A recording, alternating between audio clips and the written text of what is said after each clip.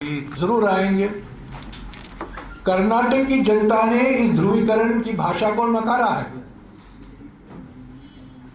स्पष्ट तरीके से कहा है ये नहीं चाहिए हमें, और राजस्थान की जनता भी यही जवाब देगी। हमें पूरा विश्वास है कि ईडी और सीबीआई केंद्रित रणनीति, ध्रुवीकरण केंद्रित रणनीति राजस्थान की जनता ठुकराएगी और 3 दिसंबर को साफ पता चल जाएगा प्रधानमंत्री को और उनके सहयोगियों को कि ऐसी रणनीति अभी चलने वाली नहीं है, क्योंकि जनता पीड़ित है, तंग है, हो चुकी है महंगाई से, बेरोजगारी से, ऐसी राजनीति से, धमकी की राजनीति से, भय पैदा करने की राजनीति से, प्रतिशोध की राजनीति से। तीसरी बात जो मैं कहना चाहता हूं कि ऐसे तो बहुत उपलब्धियां, ऐसे तो कई काम, प्रशंसनीय काम पिछले 5 साल में कांग्रेस सरकार ने किया है राजस्थान में, पर मैं 2 या 3 मिसाल देना चाहता हूं जो हमारे न केवल राजस्थान के लिए बल्कि हमारे सारे देश के लिए, सारे राज्यों के लिए एक मिसाल बन गया है। प्रधानमंत्री बार बार पिछले 9 सालों से गुजरात मॉडल की पूजा करते आए हैं, गुजरात मॉडल का जिक्र हमेशा करते रहते हैं, पर पिछले 5 साल में हम कह सकते हैं कि एक राजस्थान मॉडल भी आया है।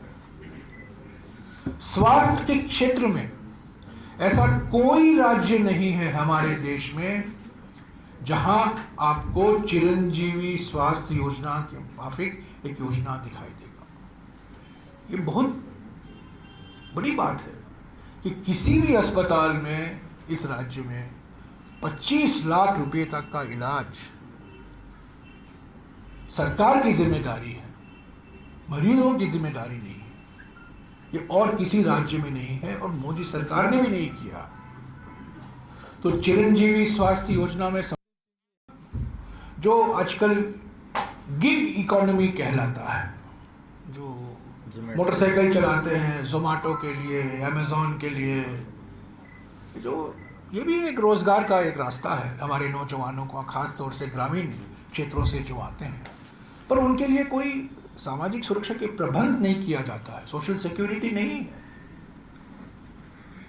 पर क्योंकि ये असंगठित क्षेत्र है, ये कॉन्ट्रैक्चुअल एम्प्लॉइज है, पर राजस्थान पहला राज्य बना, प्रधानमंत्री और वित्त मंत्री जान गए कि उनको ये करना ही पड़ेगा, तो वो लगे हुए हैं न्यू पेंशन स्कीम को बदलने में। हालांकि उनको ओपीएस कहने से थोड़ा वो खिचखिचाते हैं, वो ओपीएस कहेंगे तो कहेगा, लोग समझेंगे कि वो कांग्रेस के नकल कर रहे हैं। अभी इसको मॉडिफाइड न्यू पेंशन स्कीम का नाम दिया जा रहा है और हम गारंटी दे रहे हैं कि कानून बनेगा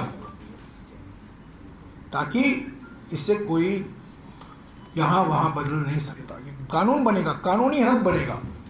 ओल्ड पेंशन स्कीम लाखों सरकारी कर्मचारियों के लिए राजस्थान। गैस सिलेंडर 500 रुपये का मैंने जिक्र किया है। युवाओं के लिए जो सरकारी कॉलेज में जाते हैं लैपटॉप और टैबलेट दिया जाएगा मुफ्त, ताकि वो भी डिजिटल इंडिया, हालांकि आजकल डिजिटल इंडिया का नाम डिजिटल भारत, कभी ना कभी उसको डिजिटल भारत कहा जाएगा। इंडिया के नाम से इनको बहुत नफरत है। Startup India, sit down India, getup India, digital India, ये सब बदला जाएगा एक ना एक दिन, अगर मोदी सरकार अगले 4-5 महीने जो कार्यकाल बाकी है।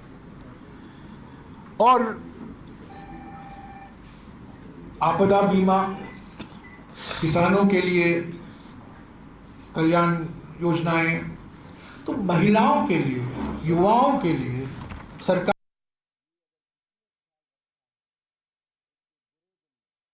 गारंटियां दी हैं। मैं समझता हूँ मेरे पीछे आपको दिखाई भी दे रहा होगा सर, 7 गारंटी आपको दिखाई दे रहा है, यहाँ भी आपको दिखाई दे रहा है, साथ ही साथ सब दिखाई दे रहे हैं।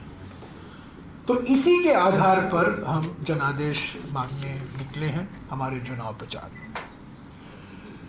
चौथी बात, प्रधानमंत्री के बारे में जो प्रचार कर रहे हैं प्रधानमंत्री, और भी करेंगे, 8 दिन बाकी हैं, 9 दिन बाकी हैं, इनके प्रचार में थकावट में दिखाई देती है, घबराए हुए हैं, बौखलाए हुए हैं, मुद्दा नहीं है। इसीलिए इल्ज़ाम लगा रहे हैं राजस्थान की सरकार पर।